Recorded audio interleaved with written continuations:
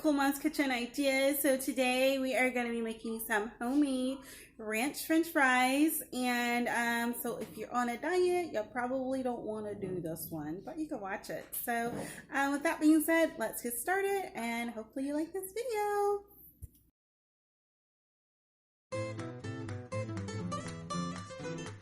Alright, so this is what you need for this project. You're going to need potatoes, you're going to need ranch seasoning. I get the ranch seasoning that's usually for chicken because there is some for like dips and stuff. So I don't use this whole pack, I only use this like probably maybe half of it for 4 to 5 potatoes. I got my knife, my potato peeler, a bowl, and my electric skillet I was telling you about.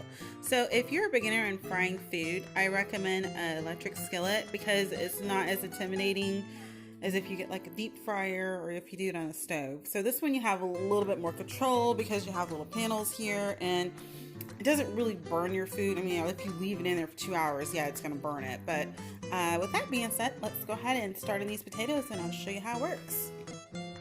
Alright, so I'm just gonna go ahead and peel my potatoes. I think it's just so much easier to have a potato peeler. It makes it go a lot faster, and of course you can find these in Walmart. I'm not sure where I got those ones from, so there's no way I could send you a link, but I do recommend if you want to get one, look online, Amazon or Walmart. They're pretty inexpensive.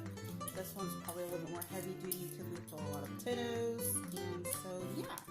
Anyways, I'm going to peel these potatoes and I'll show you what we're going to be doing after this.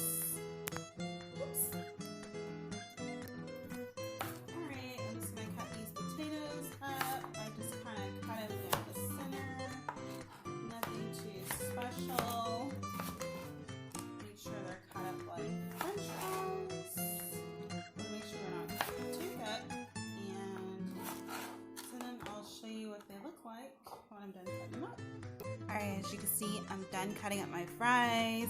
If you cut them up a little bit thin, it helps them cook pretty good. So, yeah, that one's a little thick. So now I'm going to put them in the grease. You can see my grease has a few bubbles in there. Just a couple. So that lets me know it's time to put them in. I didn't put any seasoning on here. I'm just going to kind of drop them in there.